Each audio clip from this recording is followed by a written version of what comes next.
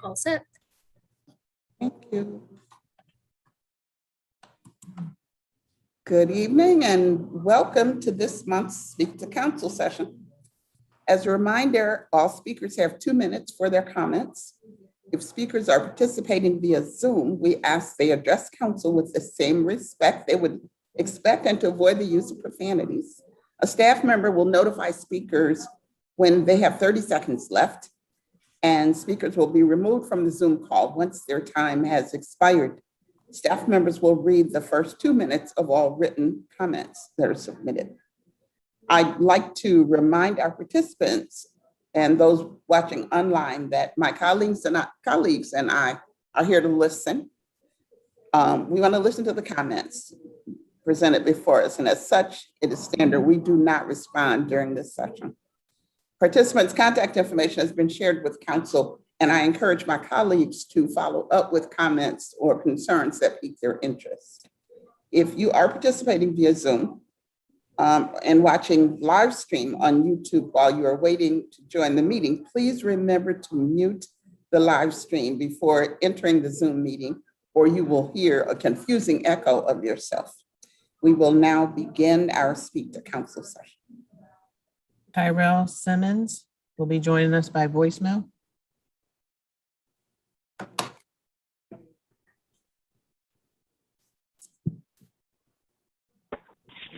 How you doing? Guys, my name is Tyrell Simmons. I'm calling for the property at 634, 632 North Street for the zoning. I want to let you guys know, thank you for listening to my opportunity. I've been around the neighborhood for 38 years. I'm a resident of the neighborhood. I live like 2 houses down. That'd be a perfect spot for me in my car lot. I had a car lot for over 4 years now. Only reason why I really want to move because of where I'm at right now. It's a building and it's like deep in the backyard. So nobody wants, when I do decide to sell cars, nobody can buy it past or and see it for revenue. So this is my first time ever purchasing a property for myself.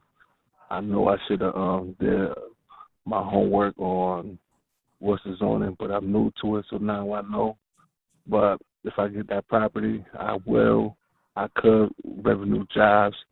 The neighborhood is definitely on the turnaround, and I just want to just be an owner. And so when people do decide to buy cars, sometimes Facebook or Marketplace might be down, people could ride past and look at my cars, and I don't got to do all that promotion like on Facebook. Sometimes people will be wanting to say, can you send me pictures of the car, inside the car? They could just go up there and look inside the car. But the buildings where I'm at now is all the way in the backyard, and sometimes people don't want to go back there, and I can understand that. But if you guys could really just help me out, get in this beautiful neighborhood that's on the up and coming, I definitely appreciate it, and you guys have a blessed day. Thank you. Jason Johansson by Zoom. I'm not sure if this is him.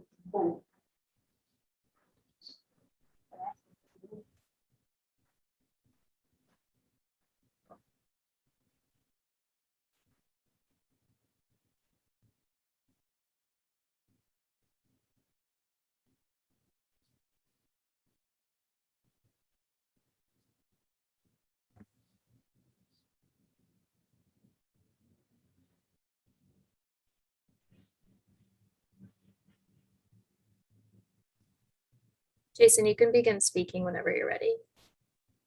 Thank you. I'd just like to say, during the start of the pandemic, I didn't stay home. I put in a lot of hard hours turning a boarded up home into a place for children to live and do their school online.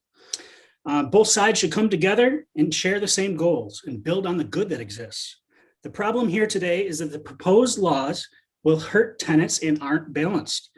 Their children will have less opportunity and more hardship. The only way to help good tenants remove a neighbor that's disruptive is a no-fault eviction. We're simply already experiencing the negative effects of no evictions at all during COVID. Good tenants simply get hurt and can't live in peace. Is that right, that they should have to live like this? On another side, let's say that you worked really hard to buy a loan or buy a car and take out a loan. You create an agreement to lend it out, and then you never get paid. What would you do? The insurance payments are still due. To make matters worse, you made an agreement not to have animals, and the cat was using it as a litter box. It was all torn up, and the outside was smashed.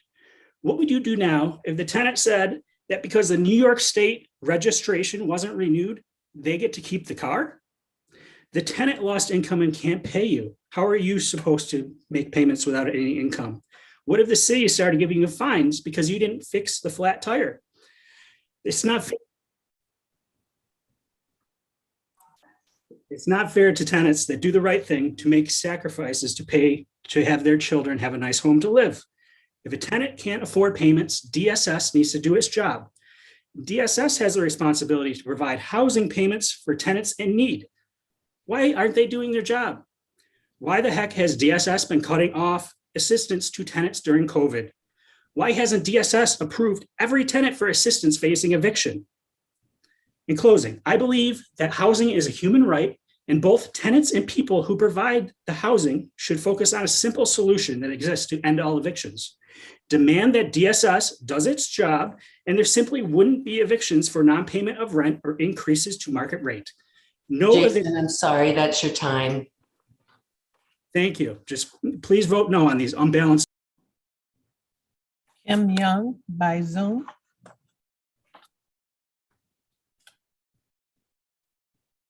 You're on mute, Kim.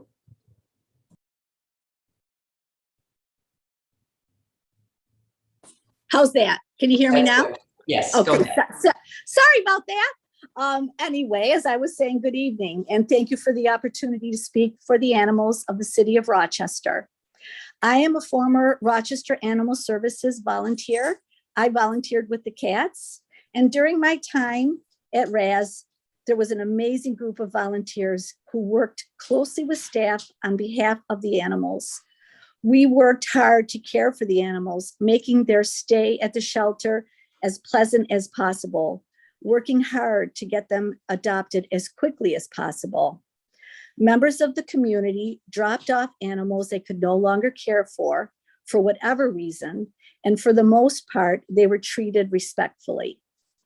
This is what a shelter should be. Once COVID hit, all that changed. While I understand that things could not go on as before, at least for a while, it felt like the shelter descended into a cloud of secrecy and coldness to the community. Stories of people being turned away flew around like crazy.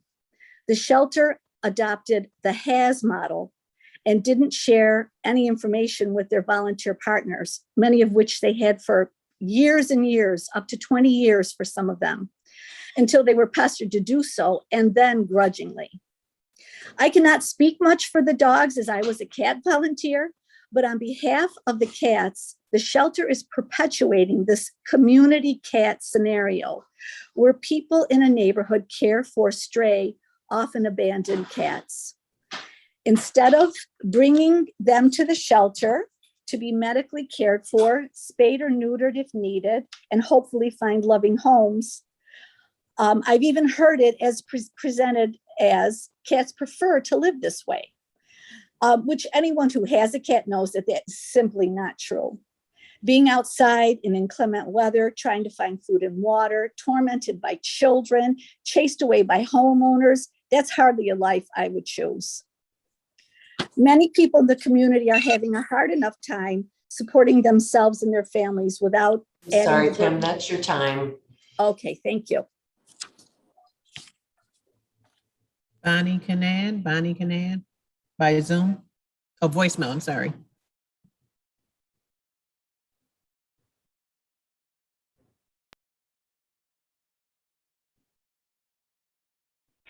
Housing Tenants' Rights, Rochester City Council. The ultimate goal is to establish housing as a human right. We know that without quality housing, there can be no security or sense of belonging. The history of affordable housing in New York and across the country has practices that often benefit those with wealth. This is very apparent when looking at the role of affordable housing in the last 20 years. The word affordable has been used to favor what turns out to be more of a subsidy for high-end investors, resulting in higher rents for those who struggle to afford sustainable housing. In addition, they often have substantial tax breaks. This, together with lower wage jobs, has created a crisis. The Green Party of Monroe County supports the essential work of the Tenants Union for Stabilized Rochester. They include rent stabilization, good cause, no C of O, legal counsel, repeal of Tax 485, opt-out 485A. Immediate priority should be given to the provision for good cause and C of O.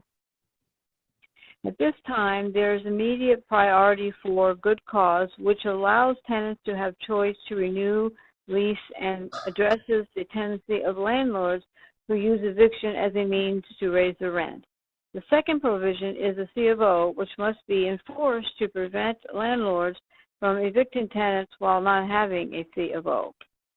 Let me conclude by asking each of you to ask yourselves to imagine what you would do if your housing was at risk.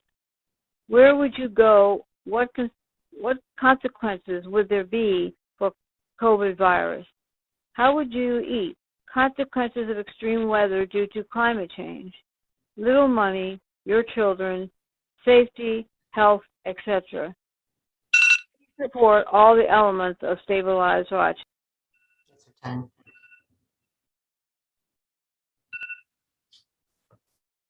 Jacob Thorpe by Zoom. Good evening. My name is Jacob. I started buying rental properties in 2019 when I came home for deployment for the Army and bought my first duplex. I lived there. I lived on one half while I saved up enough money to buy more properties. My wife and I work full-time in our business and take great pride in providing quality housing for our tenants. I've lost approximately $20,000 in rents and damages from COVID due to the inability to remove problem tenants and non-cooperation from tenants with unpaid balances. There is a need for more quality housing, more quality low-income housing in the city of Rochester. Local owners are more connected to our properties and our tenants. We take better care of them and spend our money locally. Low-income housing is a viable business model and owners want to provide this housing. But the 2019 TPA, Tenant Protection Act, has made low-income housing less viable for small local owners who take good care of their properties and tenants. Rent control and so-called good cause eviction will increase the cost and burden to housing providers, forcing us to assume lower risk tenants, reducing housing opportunities for those low-income tenants. Small owners who are the primary providers of low-income housing are transitioning out of low-income housing due to the increased costs, resulting in more gentrification and negligent owners. There is further extraction low-income units as a result of local housing providers transitioning out of low-income housing. I urge the city to partner with property owners by offering renovation grants for owners that provide low-income housing rates and maintain code compliance. Petition lawmakers to increase funding for a housing authority and utilize existing code enforcement mechanisms to address negligence from owners instead of adding additional regulation. Thank you for your time. Richard Rosen, Zoom. Richard, you're on mute. Have to speak. Okay. I want to speak about the Carlson Y. I moved here from New York City in 1969. I was shocked to see how racially segregated the metro area was. But there's one bright spot where, as a transplant from Manhattan, I feel very comfortable, and that's the downtown Y. I've been a fitness member for years. In the locker room, I share the humorous sports talk and good times banter with men who mostly live north of the inner loop. I live just south in the East End. The Y Fitness program represents to me the spirit of a city that I think is essential to preserve. If we're serious about practicing anti-racism in a meaningful way, we owe it to Rochester. See, the downtown Y is maintained as a public resource. So how do we accomplish that? What should the city's role be? I have one alternative I'd like you to study. The immediate goal would be to get the process started, not to lock the city into new expenditures. If the city were to create a public benefit corporation, then with limited city staff participation, it could explore in a very tight time frame forming a commercial condominium. This is a tool I've worked on in the past that goes on in Rochester downtown right now. It's a tool to enable shared capital costs and operating costs of mixed use projects.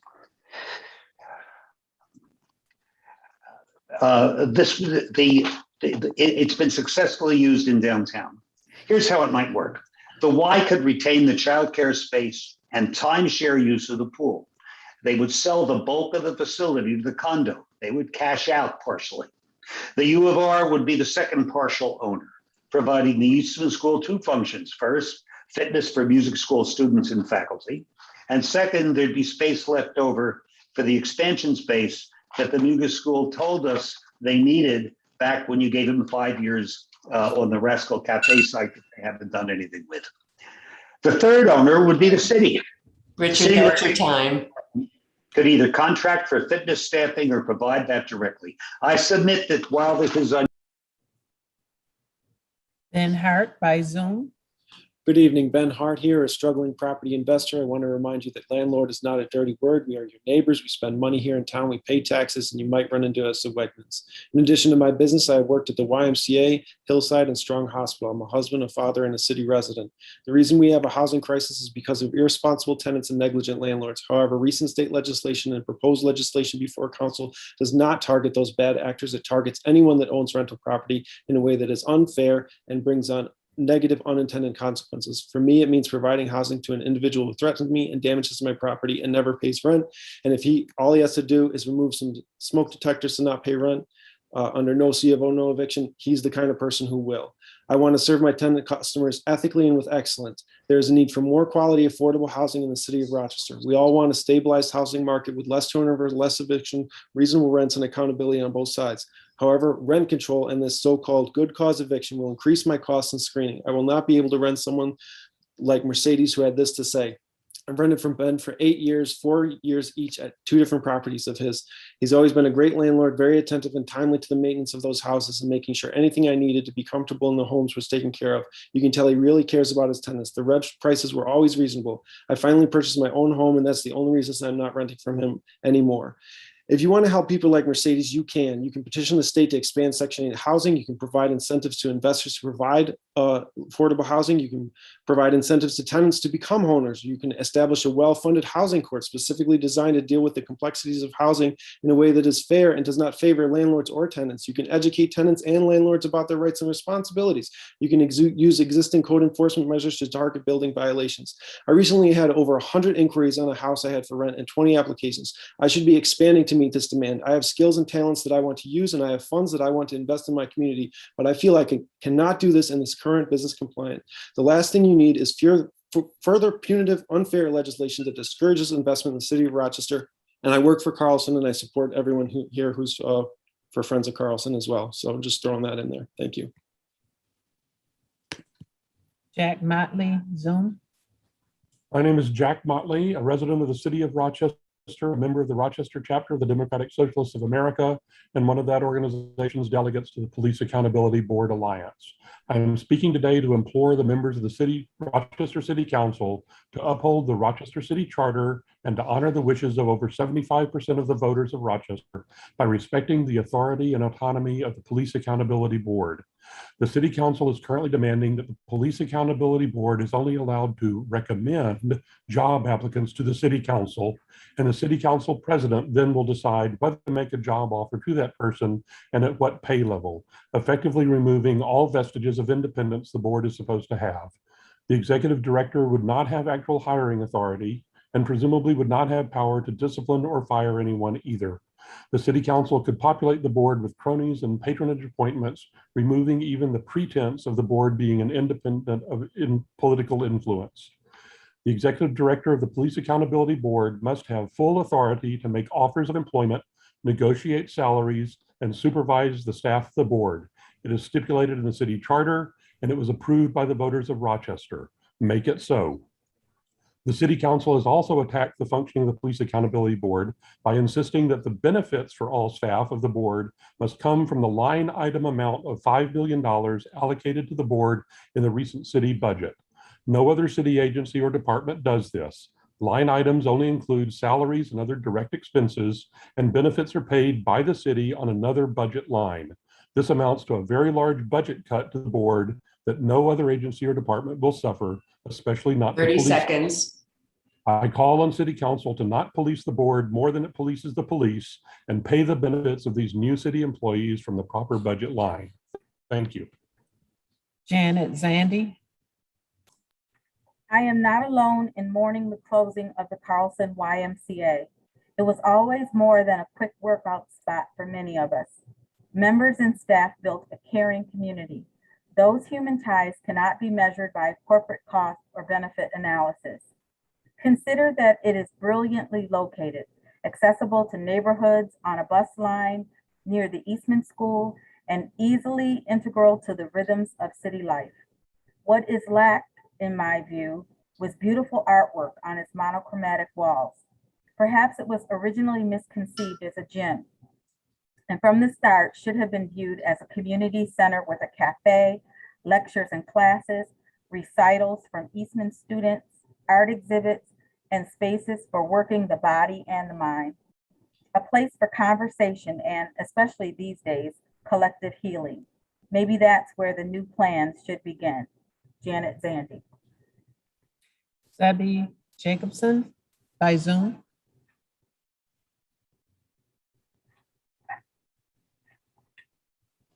Can you hear me? Yes. Hello? Yeah, you can Yes. hear me. Go Okay. ahead. Good evening, council members. My name is Debbie Wilson Jacobson. Since moving to Rochester 50 years ago, I've been a tax-paying resident who has worked formerly as a journalist, now as a citizen activist to protect and improve our beloved and often beleaguered city. Indeed, I enthusiastically campaigned to get several of you council members elected because I believe you share those goals. Now I hope all of you will be inspired to act on the mission that I and others will advocate tonight. A way to improve the physical, mental, and social well-being of Rochester residents, too many of whom are burdened by poverty, obesity, and poor health. Our mission to create an accessible, affordable, centrally located, and fully equipped fitness facility that can be used year-round by Rochester residents of all ages, races, and economic levels.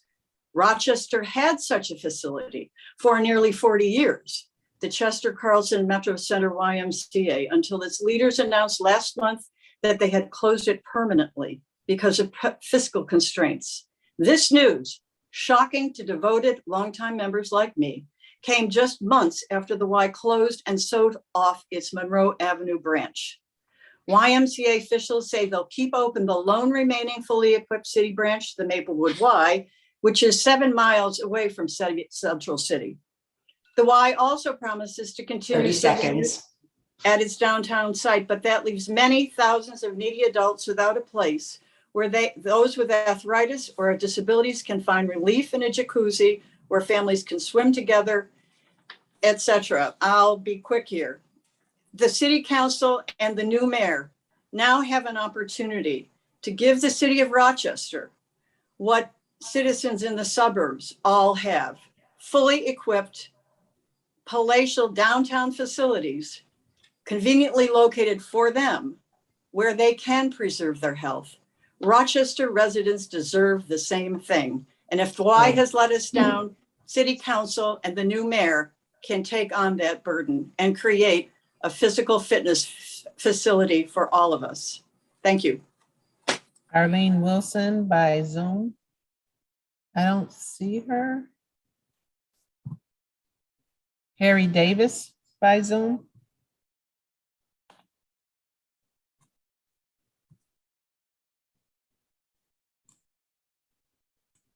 Harry.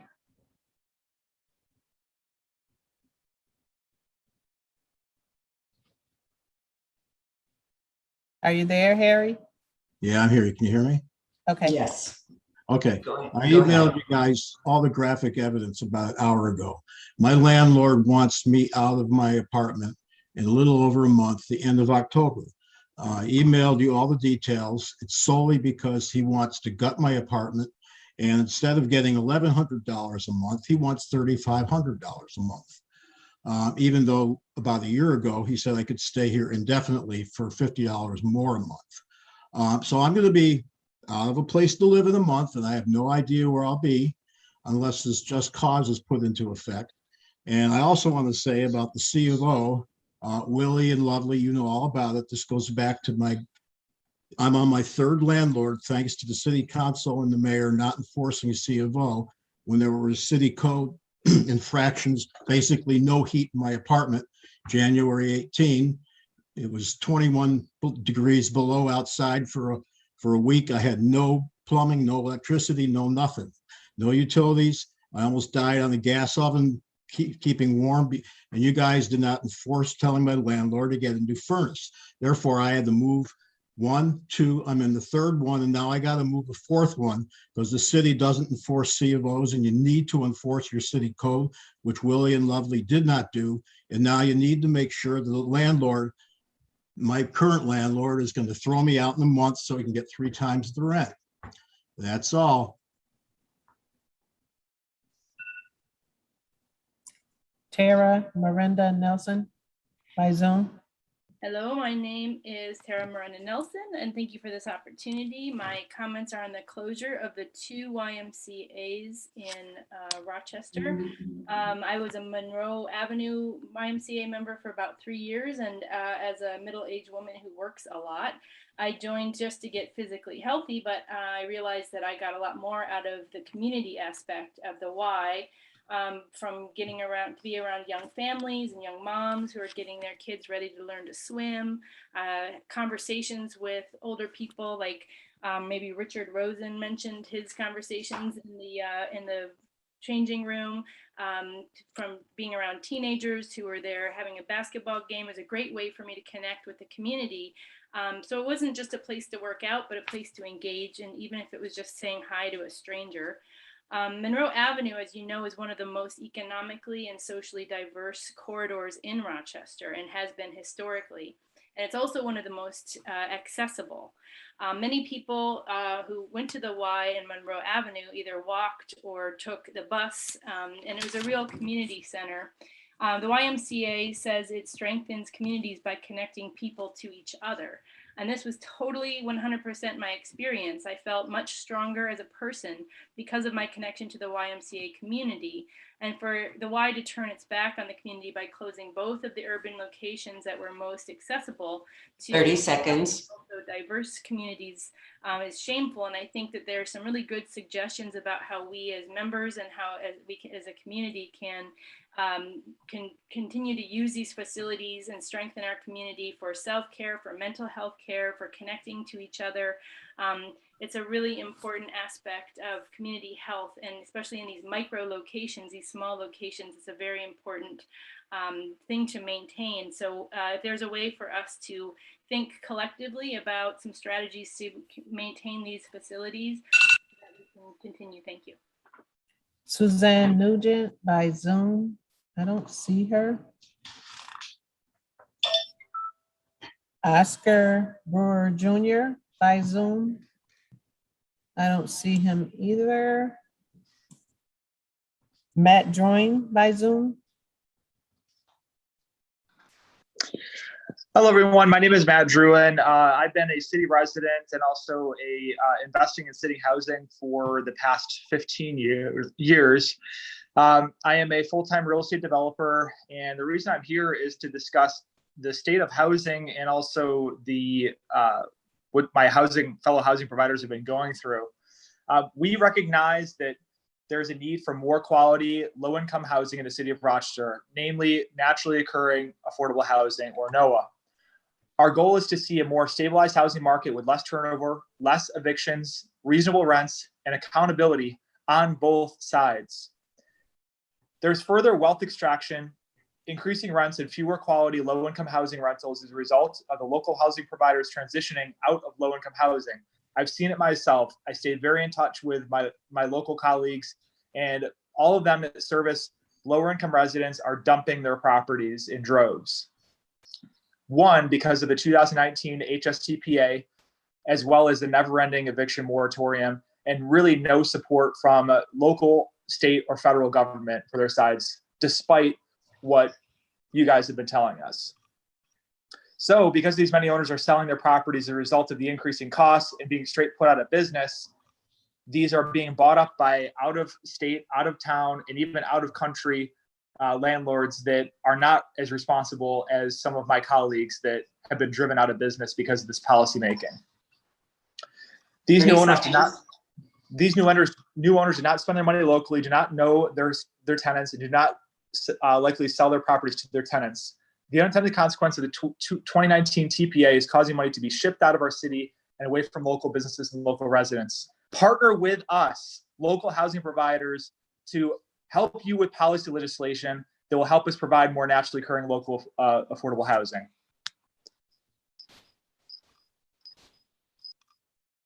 Robert Napier.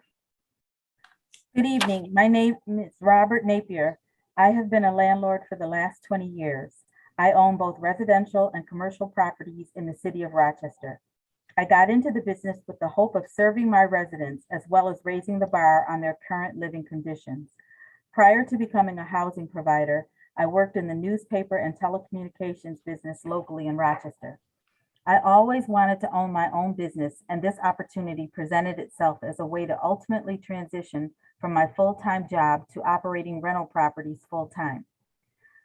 Problem: there is a need for more quality low-income housing in the city of Rochester. Our goal is to see a more stabilized housing market with less turnover, less evictions, reasonable rents, and accountability on both sides. There is further wealth extraction, increasing rents, and fewer quality low-income rentals as a result of local housing providers transitioning out of low-income housing. Many owners are selling their properties as a result of the increasing costs, and they're being bought up by out-of-state owners. These new owners do not spend their money locally, do not personally know their tenants, and are less likely to sell their properties to their tenants. The unintended consequence of the 2019 TPA is causing money to be shipped out of our city and away from local businesses and residents. I have personally sold 3 properties in 2020 and 3 properties so far in 2021. I am contemplating selling additional properties as well. Solution: I suggest that the city, 1, partner with property owners by offering renovation grants between $5,000 and $10,000 if we rent at affordable rates and have current C of Os. 2, petition lawmakers to increase Section 8 funding so it can provide more vouchers. And 3, utilize existing code enforcement mechanisms to address negligence from owners instead of additional regulation. Thank you for this opportunity this evening to provide this written statement. Richard Tyson by Zoom. Good evening, folks. I appreciate your time this evening. I'm a real estate broker and also soon to be former low-income housing provider in the city of Rochester. According to your own study that was done July 20th, 2020, the initial findings, eviction data analysis, I was exposed to this report having served on the housing subcommittee of the race commission that was conducted several months ago. What we find in this report is not so surprising. The people that own the least number of properties and the people that own the most affordable rental properties, units that consist of 1 or 2 units, are the folks that file the most evictions in the city. So that shows me the people that are purchasing the most affordable rental property, which is traditionally people that have had the least access to capital, which are often minorities, are the people that are getting destroyed right now by the Tenant Protection Act and the exacerbation of the issues caused by that with this moratorium. Not so surprising. The people that own the number of properties, 7 properties as of the beginning of last year, I am now down to 9 properties, and those are going to be sold off strategically. I am in a good position on some and a far worse position on others. I have squatters living in some of them that have destroyed the properties. They are not marketable as they stand. So I have to strategically dismantle my portfolio. 27 properties have been sold in the last 12 months. 4 have remained with local ownership. The others have been transferred downstate and out of state to people that couldn't find Rochester on a map. They read about it on CNN 7 years ago when it was talked about being a hot market to invest, and that's why they're bringing their capital here. Thank you. Why am I selling? It's because taxes. I am so far behind on taxes. I can't afford to get caught up. And the city has the audacity during a moratorium and the inability to collect rents to start selling tax liens on our properties. So I can't evict someone for non-payment, but you're starting tax lien sales on property owners. This is insanity. You will have no one but yourselves to blame if you don't start correcting these issues when the city is wholly owned by absentee landlords and people cannot find affordable housing because those absentee landlords drive the costs through the roof. Do something now, otherwise look at your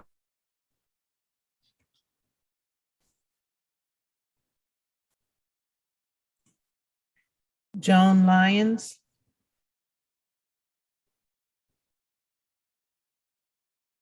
You're muted. You're on mute, ma'am. Okay. Yes. Yes. Go ahead. The Metro YMCA was an anchor institution in downtown Rochester. Located on or near 6 bus lines, it drew a diverse membership from throughout the metro area. Its closing creates yet another hole in the fabric of the city, which has lost so much. And the closing comes at a time when hundreds, perhaps thousands of new downtown apartments hope to attract residents with the amenities of urban living. Like many profit-based businesses, the Monroe County YMCA, a community service organization, has concluded that enormous suburban facilities are better profit centers. Its failure is one of imagination as well as mismanagement. Surely an outdated 40-year-old business model could have been revised, the facility could have been modestly updated, the passionately committed membership could have been involved with finding a way forward. A membership group with over 200 supporters has registered its deep concern with this closing. Along with the closing of the Metro Y and the Monroe YMCA, the city loses 2 swimming pools. How will that access to water safety, swim lessons, and low impact exercise and 30 seconds. Placed? I would like to suggest to the council that there's a vital need for a downtown fitness facility. Better yet, for a thriving community center serving a diverse urban population. Thank you. Robert Braw. I don't see him. Paul Flansburgh, Zoom.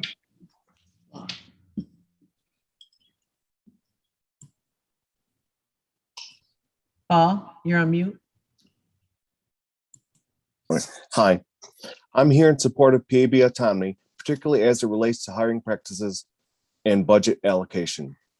During a press conference today, Police Accountability Board Shawnee Wilson called on the community to, quote, speak up and tell city officials to stop policing the PAB more than they police the police, unquote.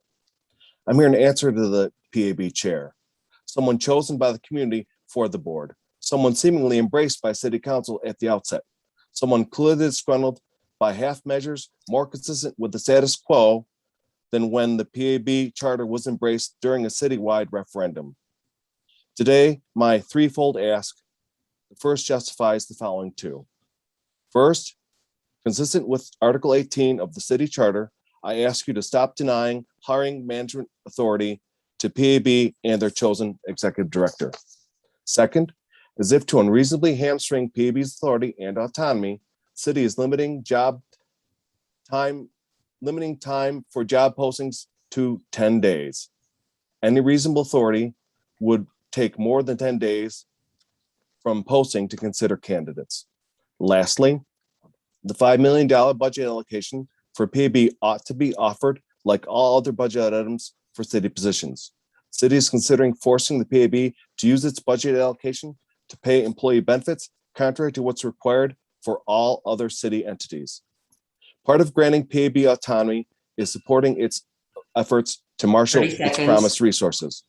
Please don't claim to support Police Accountability Board, then hinder its access and use of resources. Thank you. Rebecca Rice. My name is Rebecca, and my husband and I have been housing providers in Rochester since 1993. My husband was a military veteran trying to put himself through nursing school, but wanted to buy a house for us to live in.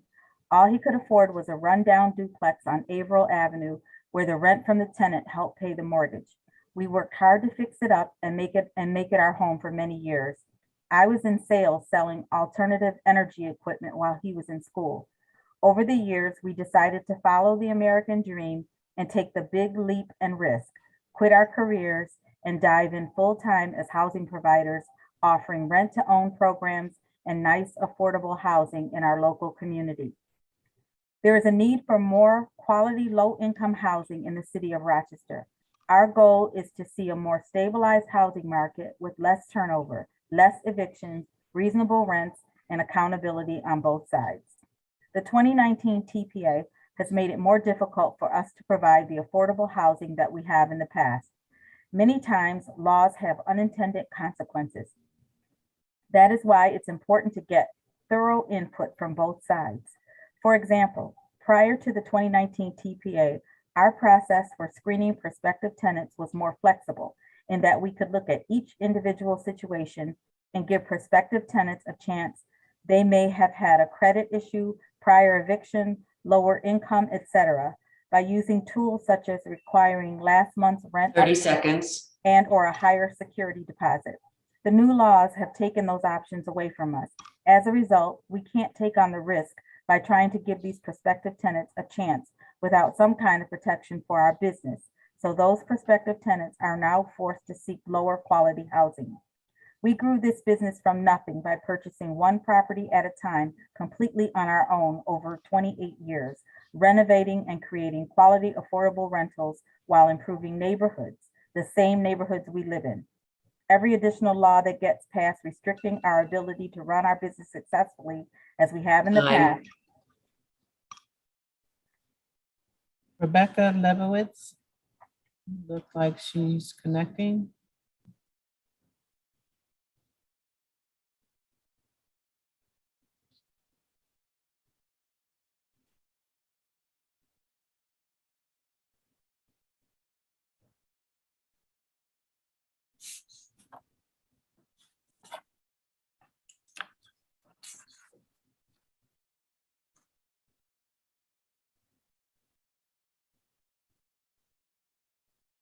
Okay, while she's connecting, Pamela Owens, Zoom, I don't see her.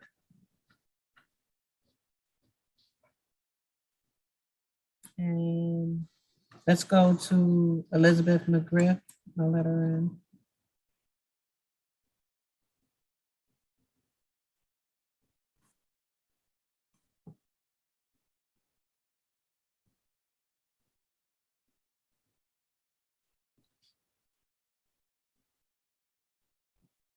Liz, can you hear me?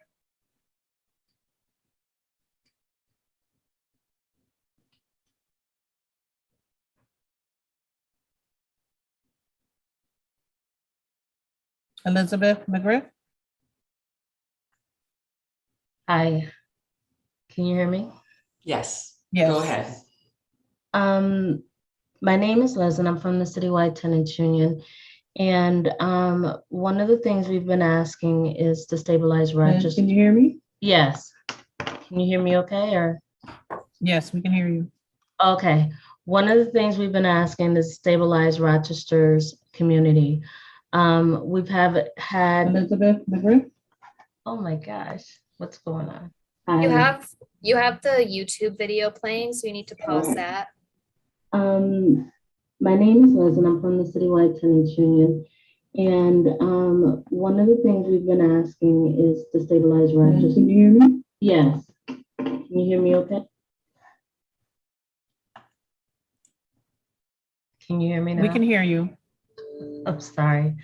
One of the things we've been asking is for Rochester to have a stabilized community to help tenants to stay in their homes, stay where they live, stay in the communities where, you know, they've kind of made connections.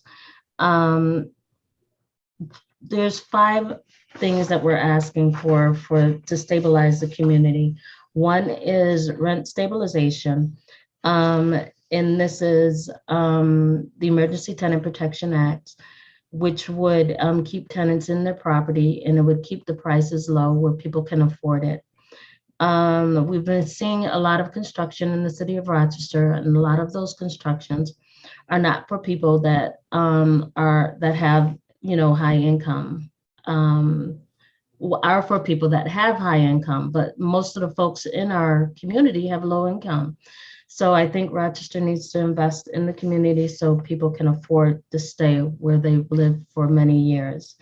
The other thing we're asking for is good cause protection laws. And what good cause does is it's another mechanism that kind of helps people not be priced out. For an example, with good cause, they can't 30 seconds.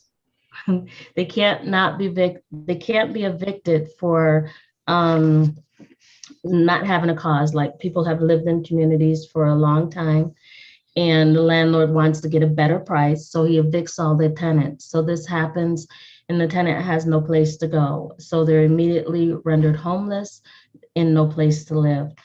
The other thing that we're doing is, if there's no C of O, then the landlord cannot evict the tenant. The landlord has to keep up with his properties so the tenant can stay and remain in their house. The other thing we're asking for is time, Liz. Right to counsel. Okay. Rebecca Lebowitz. How do I? Hi, can you hear me? Yes. Okay. I'd like to talk about good cause evictions and tenant safety. I have two quick stories for you.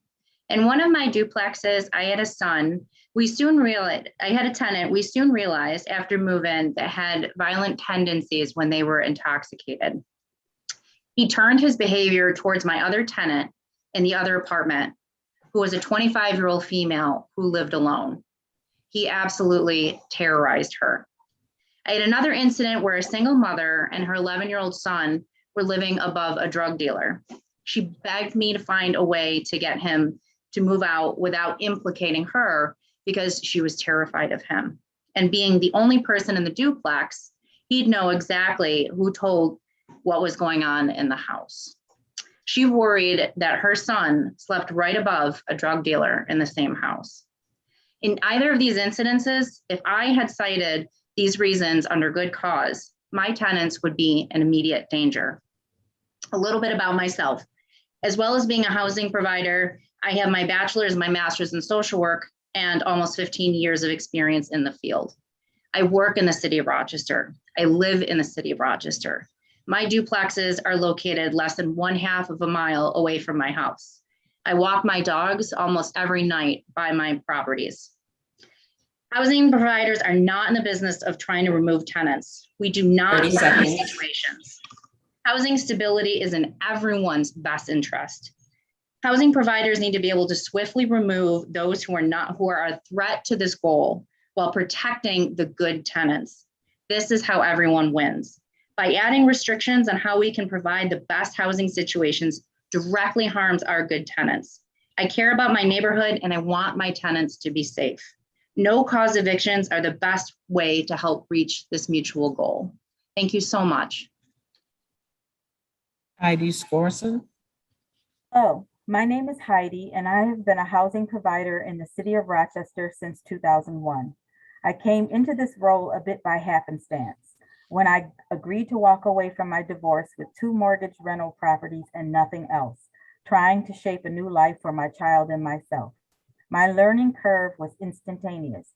I was not simply a caretaker of physical property, but found myself deep in the intangible human business. The Housing Stability and Tenant Protection Act of 2019 has negatively impacted my ability to provide affordable, safe, and healthy housing.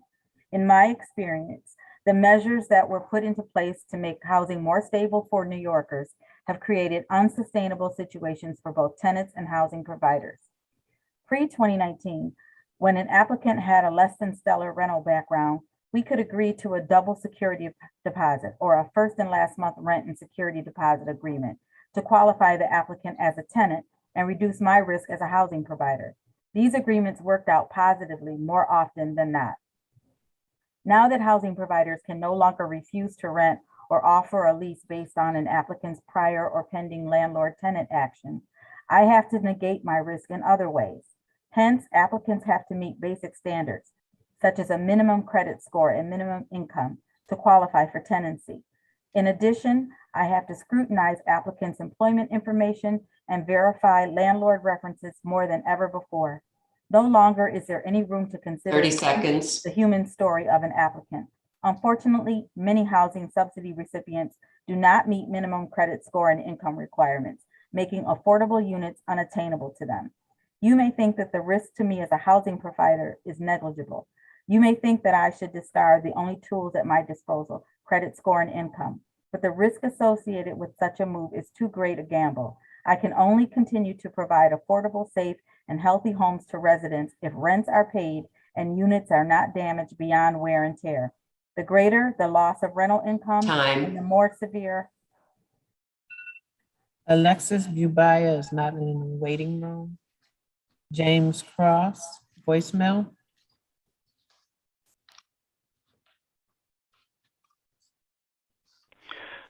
This is Jim Krause of 27 Gardner Park, a lifelong city resident. I have a message for tonight's city council meeting. When I was a boy living in the 19th Ward, my family took me to the Arnett YMCA for day camp and the Friday night family swim. That Y has been closed for many, many, many years now. Sometimes from that Y in day camp, we visited the Monroe Y. The Monroe Y is somewhat near where I currently live, where you filled in the inner loop downtown. That Monroe Y is no longer open. As a teenager in the Kodak neighborhood, I went to the Maplewood Y. That Y is alive and thriving and has access to both the northwest and somewhat of the northeast of Rochester and people of Arundequite. As an adult, retired from teaching, I was employed at the Metro Y downtown. I worked maybe 1,500 shifts as a lifeguard at the Metro Y and the Maplewood Y. The Metro Y was near my current home in the East Alexander area. The Metro Y, alas, is no longer open. My late wife sometimes went to swim at the YWCA downtown. That's no longer a recreation 30 seconds. with swimming pool and athletic facilities. Harrow East, where I went on a hiatus from the Y, is hanging on, you might say, the former Jewish Y. In the KFC, the Knights of Columbus building on Chestnut Street, is not a fully functioning program. My point is that of the maybe 7 organizations I've named here, only one, the Maplewood Y, is continuing to function on a full level, and that is not, alas, in the center city. I would urge the city council to renew, and the outgoing mayor and the incoming mayor, to renew their efforts to get the Y to do its job, its social message, to care for people in the city and people of need in the city. And we hope they That's time. Guy Kelly. Dear council members, I am Sky Kelly. I am a homeowner living on Thurston Road, area code 14619 in the 19th Ward of Rochester, New York. I am writing in full support of the Police Accountability Board's autonomy and independence from City Council as defined in Article 18 of the City Charter, which gives hiring and management authority to the Executive Director of the PAB. I've recently learned the city is not recognizing this autonomy. These authorities are being claimed for the City Council President. This undermines the authority and autonomy of the PAB. It undermines the charter, and personally, as someone who voted for the establishment of the PAB, It undermines my faith in the democratic process. City also says it will limit the time job openings will be posted on the city hiring portal to 10 days. This is an arbitrary time limit, which is too short to allow proper consideration of the candidates. The PAB must be allowed at least 30 days for these postings. I'll be honest, 10 days is too short for any hiring process unless you already have candidates you expect to shepherd into the positions, which of course should not be the case. Finally, the city is considering forcing the PAB to use its $5 million budget allocation to pay for its employees' benefits, contrary to what is required for all other city entities. No other city agencies or organizations have their benefit costs included in their budget line.